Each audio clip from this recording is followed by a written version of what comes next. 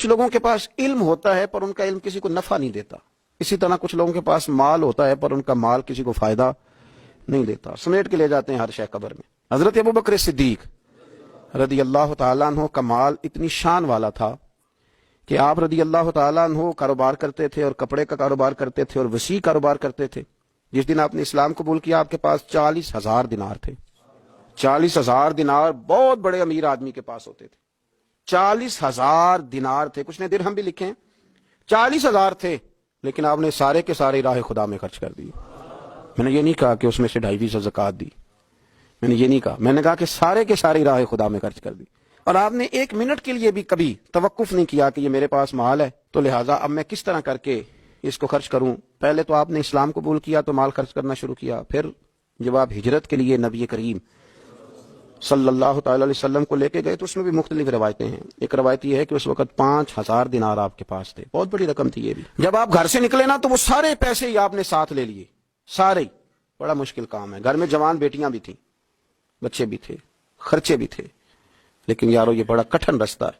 وہ سارے پیسہ لے لیا اور وہاں پتھر رکھ کے نا چھوٹے چھوٹے، تو ان کے اوپر کپڑا ڈال دیا۔ والد نابینا تھے، اپنی صاحبزادی سے فرمانے لگے اگر ابا جی پوچھے نا ابوبکر سارے پیسے تو نہیں لے گیا؟ اور وہ ڈھونڈتے ڈھونڈتے یہاں آئے تو ان کا ہاتھ لگوا دینا، انہیں پتا چلے کہ پیسے ابھی یہیں پڑے ہوئے، لیکن ساری رقم ساتھ لے گئے اور راہ ہجرت میں ساری رقم خرچ کر دی۔ میرے نبی کریم صلی اللہ تعالی علیہ وسلم نے اعلان فرمایا غزوہ کے لیے، جنگ کے لیے، جہاد کے لیے، قحط کا زمانہ تھا، لوگوں کے پاس کھانے کو روٹی نہیں تھی۔ حضرت عمر فاروق فرماتے مجھے یوں لگتا تھا کہ ان دنوں سب سے زیادہ خوشحال میں ہی ہوں، تو میں نے اس طرح کیا کہ گھر کا سارا مال جمع کیا، تو وہ میں نے نا نصف کیا اس کو، آدھا، اور آدھا مال میں نے رکھ لیا گھر والوں کے لیے اور آدھا مال پھر میں بول رہا ہوں 2.5% نہیں 50%، یہاں 2.5% کی زکوٰۃ دیتے ہوئے لوگ پریشان ہو جاتے ہیں۔ 50% جناب عمر فاروق رضی اللہ تعالیٰ عنہ فرماتے ہیں کہ وہ میں نے اس کو جمع کیا اور میں نے ارادہ کیا کہ آج ابوبکر سے آگے گزریں گے انشاءاللہ، نیکیوں میں، خرچ کرنے میں، کمانے میں نہیں، جمع کرنے میں نہیں، خرچ کرنے میں۔ فرماتے ہیں جب وہ میں مال لے کے نبی کریم کی بارگاہ میں گیا تو میں بڑا مطمئن تھا کہ آج میں آگے گزر ہی جاؤں گا، لیکن جب میں نے نظر اٹھائی تو میرا رنگ بدل گیا،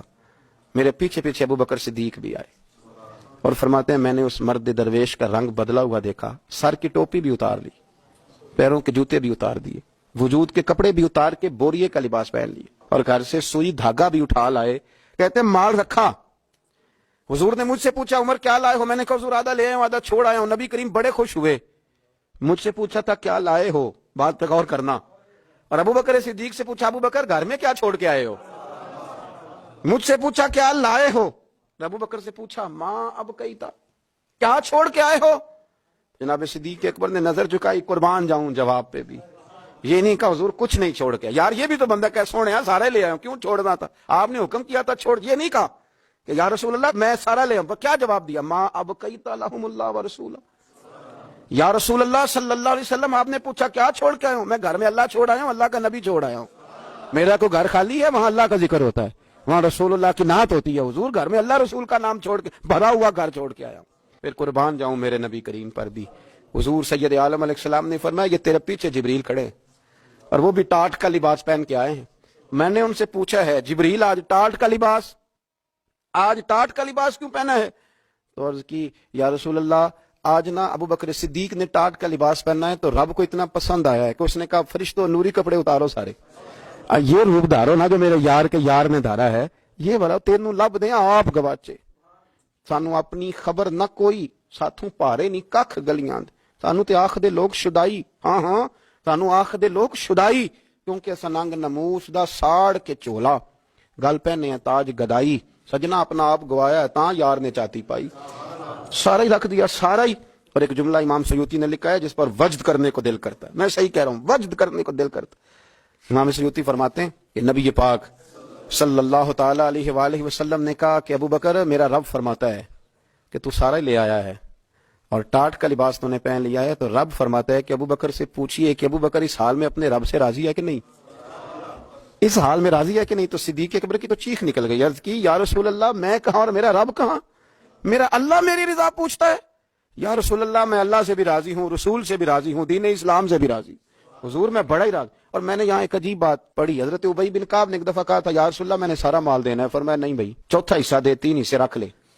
حضرت ابو لبابہ نے بھی کہا تھا حضور سارا مال پیش کرنا ہے، فرمایا نہ، تیرے بچے پیچھے فاقہ مرے، میں نہیں سارا قبول کرتا، چاہے دین کے چوتھا حصہ دے۔ ان سے کہا سارا نہیں قبول کرنا، یہ سارا لائے تو ان کا قبول کر لیا۔ اور پھر لفظ ہیں بڑے خوبصورت حدیث پاک میں، نبی کریم علیہ السلام نے فرمایا، یہ ابن ماجہ کی روایت ہے، فرمایا مجھے کسی کے مال نے اتنا نفع نہیں دیا، کسے باشد،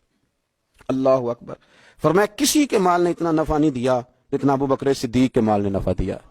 گویا حضور فرماتے ہیں کہ یہ لے کے بھی آتا ہے اور اس کا مال ہے بھی بڑا برکت والا،